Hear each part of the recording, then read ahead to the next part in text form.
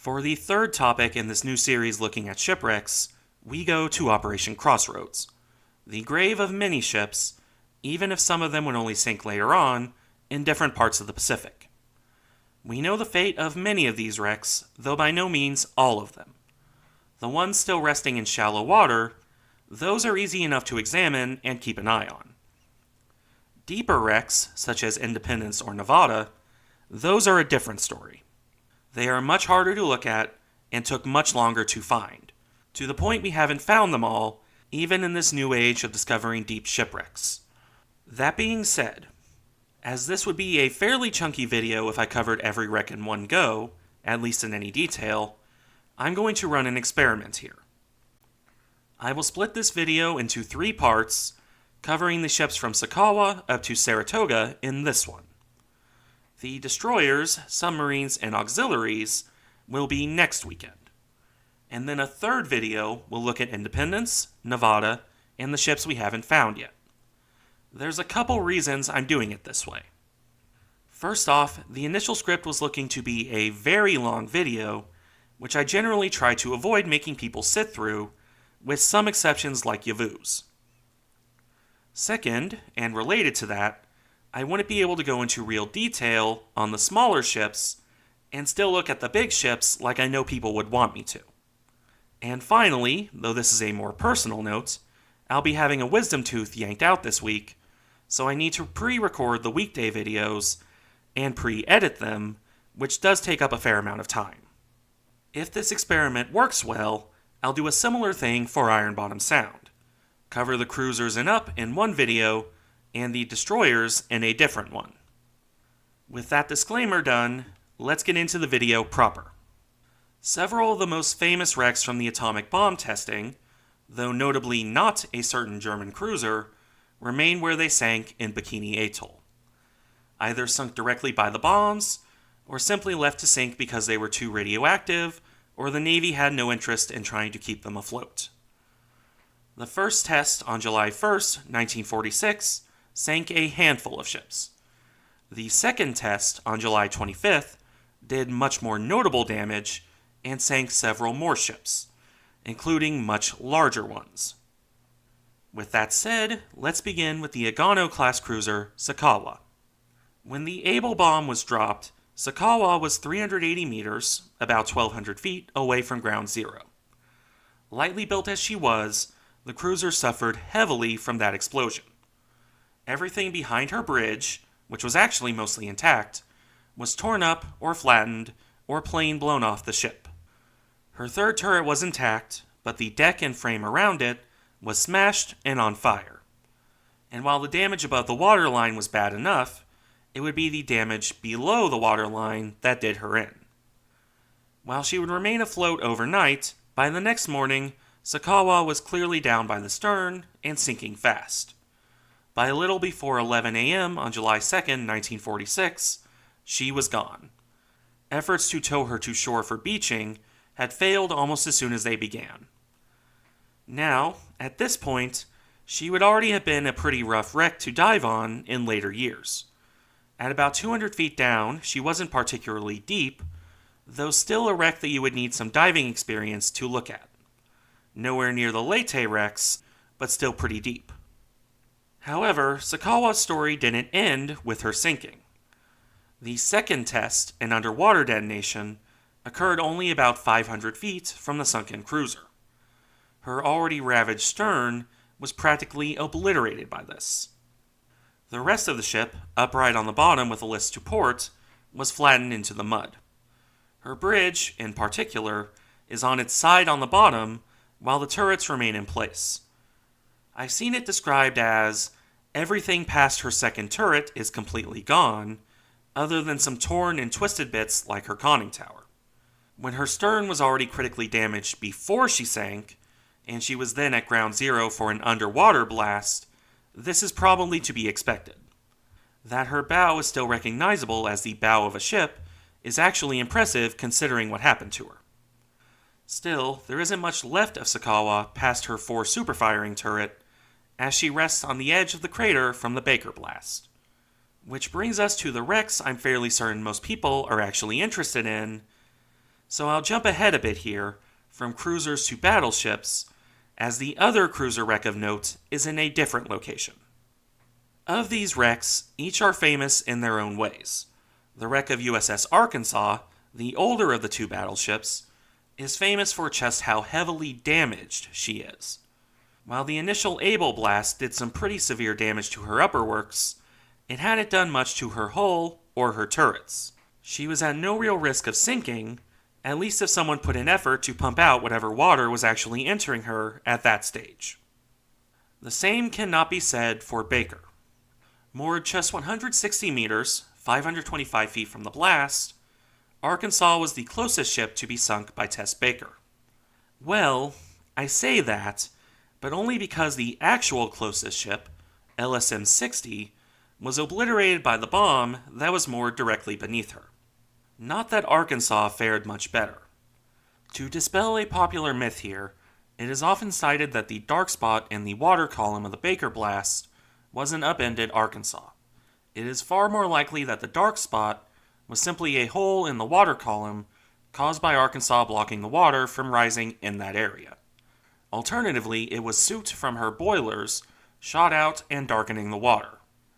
Regardless of what you believe there, you don't need to have a battleship flying into the air to deal the kind of damage that Arkansas suffered here.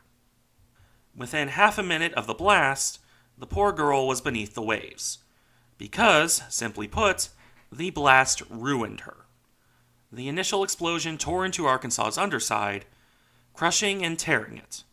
It is so severe on her starboard side that her starboard shafts are completely missing. They might well have been torn from the hull and buried in the mud.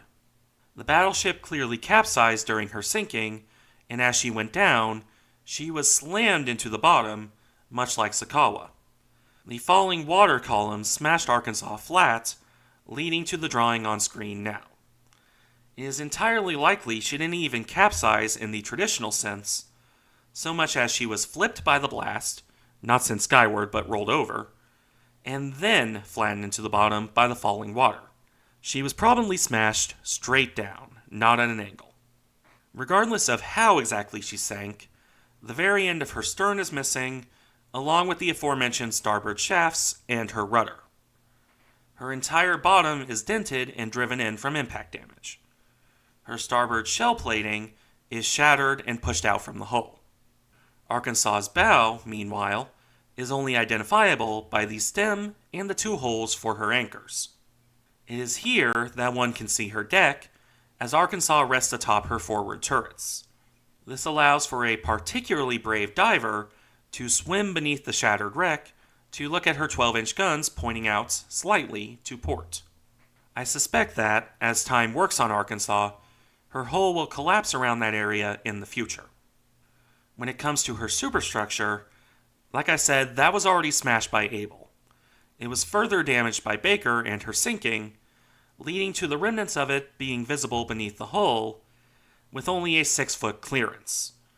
Again, one must be a very brave diver to risk exploring that area.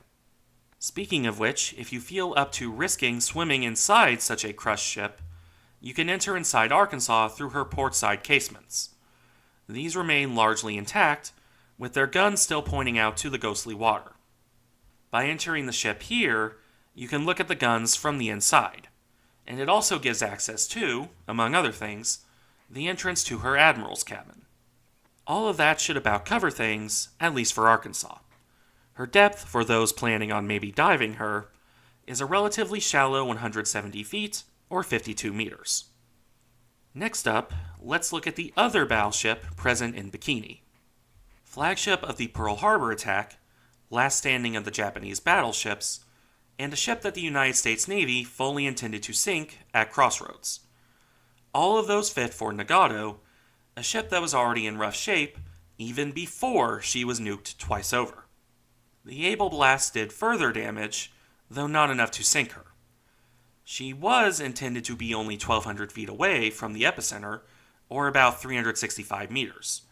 That should make it clear exactly what the Navy was planning to do to her.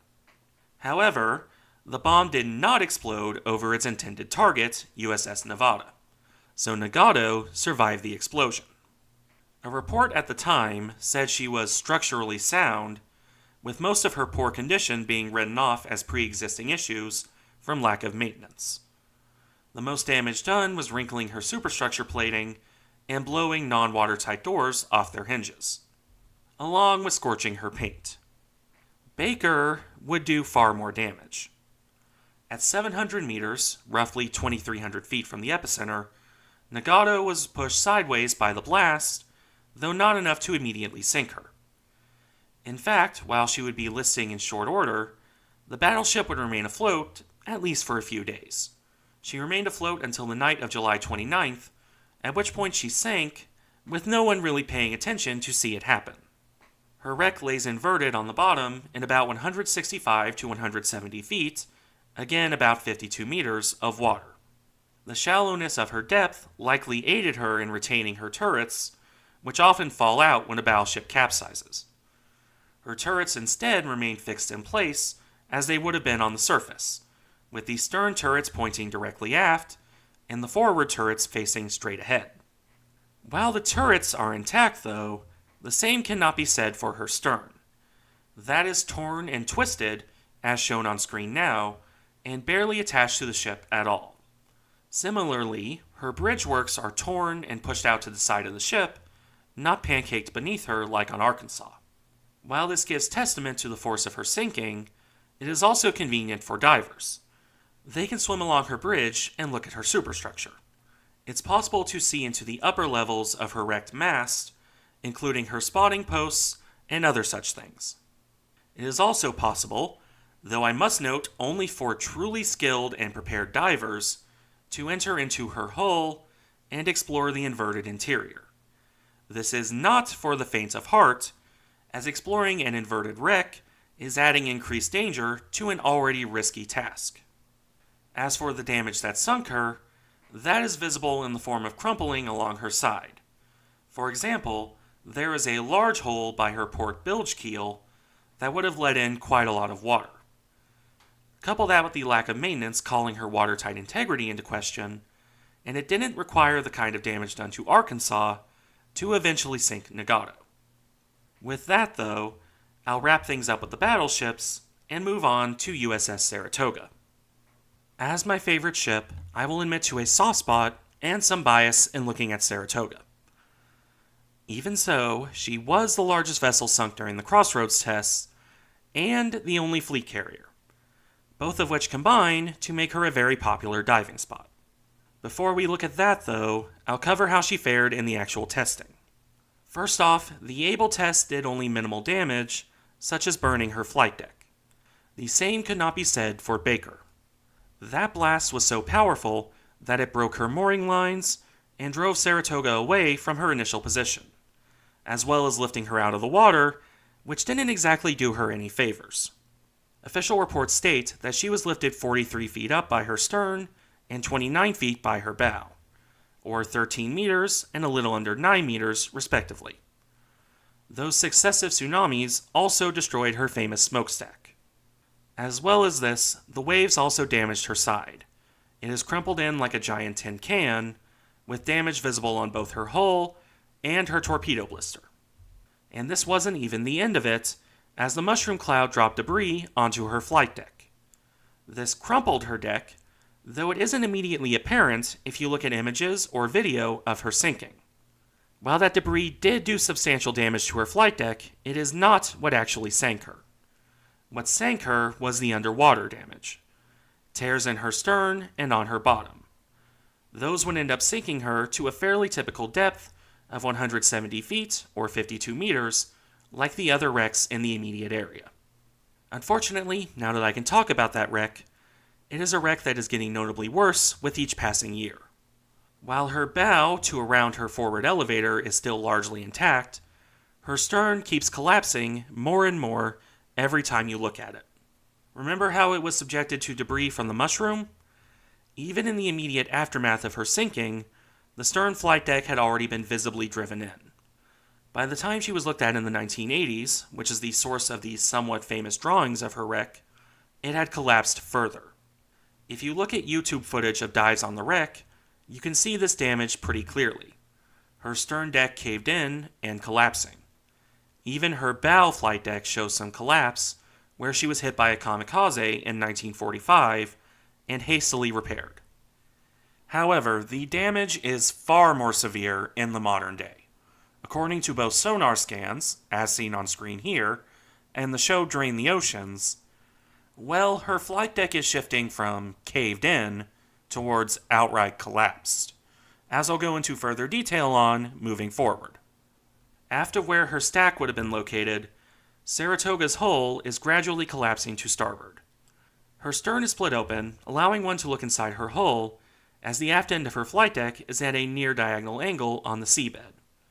The starboard side is resting on the bottom instead of attached to the rest of the ship. The deterioration continues moving forward, where once her deck was caved in, now it is outright collapsed into her hangar. Her port side gun galleries, and the guns inside them, are pointing nearly vertical as her deck folds in like someone folding a piece of paper. It looks like Saratoga's flight deck is slowly falling in on itself, taking the rest of her hull with it. Around her forward elevator, the deck seems to be split entirely, where the collapsed area hits up on a square area that is still mostly intact.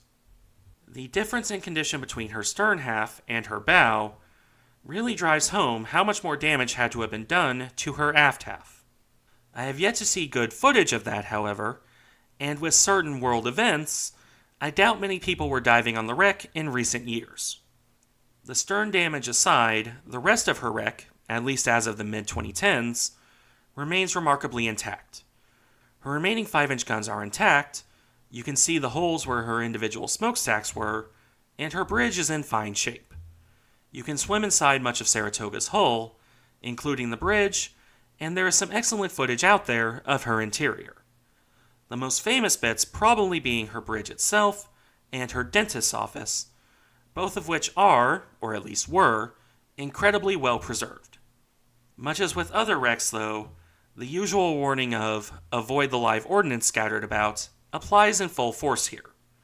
Torpedoes, bombs, and other assorted explosive devices litter Saratoga's wreck, and age has done nothing but make them more sensitive to being poked and prodded. Outside of her wreck, on the other hand, you can find some of the planes that had been loaded aboard and blown off by the Baker test. These are also in fairly good shape for their age and shallow depth, which makes them a fun target for divers as well. It is about time I move on to another wreck, though, and that requires, at least in context of this specific video, detouring over to Kwajalein Atoll. Here we find the last of the major shallow water wrecks, the shallowest of them all, in fact, in the form of USS Prinz Eugen. And no, that is not a typo in the script, as at the time she was expended at Crossroads, the German cruiser was technically a commissioned vessel in the United States Navy. I've already gone over her story before, including the mechanical troubles that plagued her American service, so here I will just cover the damage she took in the atomic bomb tests and her sinking, which, as it turns out, is fairly minimal all told. As it would turn out, she largely escaped damage during the Able airburst test, and wasn't really damaged by the Baker underwater test either. Prinz Eugen's legendary luck had, in the end, held out even when subjected to consecutive atomic bomb tests. That said, the ship was hilariously radioactive after those tests. So radioactive, in fact, that she had to be towed off to Kwajalein for decontamination. Unless, of course, you particularly enjoy radiation poisoning. The problem then became that, while she hadn't been noticeably damaged in the tests, the cruiser had still managed to spring a leak.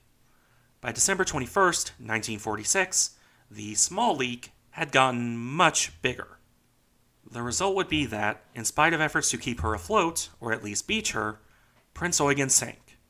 She capsized in shallow water on a coral ledge. The Navy considered it possible to raise her at that point, but she was still highly radioactive, and for a ship that had already proven to be nothing but trouble, the Navy considered it not worth the effort. By the 1970s, she had cleared enough of radiation that she could have been scrapped, but the need to remove fuel and ordnance made such a task not worth that effort either. So her wreck remains in place, In the modern day, you can visit the wreck if you so desire, as the radiation is mostly gone by this point. Her hull has deteriorated somewhat, with shell plating failing on the stern where tidal action pushes against the cruiser. There is some severe damage to her hull amidships, which is probably due to how she capsized in such shallow water. It would have torn at her hull as she did so. Nonetheless, thanks to her shallow depth and how she ended up on the bottom, Prinz Eugen is a relatively easy wreck to dive, even to the extent of swimming inside her, especially the bridge, which is still mostly intact, though her upper works are damaged by her capsizing, and the usual warning about diving an inverted wreck still applies here. Helping keep interest in her wreck is the fact that her turrets remain nearby, though they did admittedly fall from their mountings. That makes them the most easily accessible German heavy cruiser turrets, as her sister in Norwegian waters is not as easy to dive on. On a similar note, Prinz Eugen also has some of her anti-aircraft batteries still in place, along with spare torpedoes. While the anti-aircraft guns are fine to look at up close, or even swim up and touch if you feel like it, the same is definitely not true of the torpedoes. I'll be hammering this point home quite a bit in shipwreck videos, but unexploded ordnance underwater is not a case of it will never explode. It's a case of the smallest touch could hypothetically make it go boom. And believe me, you do not want to be that smallest touch. While she is rusting away, especially where her stern sticks from the water, Prinz Eugen remains probably the easiest and most intact of the Crossroad wrecks to dive, and will likely stay such for the foreseeable future. With that done, we come to the end of this video. As said at the start, I will cover the smaller ships in the next video, probably next Sunday. Those will be the destroyers, the submarines, and the auxiliaries. And then, to finish up the Crossroads wrecks, I will cover Independence and Nevada, the two deep water wrecks we have found so far, as well as the fate of those ships sunk in deep water and to this day not yet discovered. I hope this experiment works out, as the alternative would probably have been anywhere between 30 minutes to an hour long.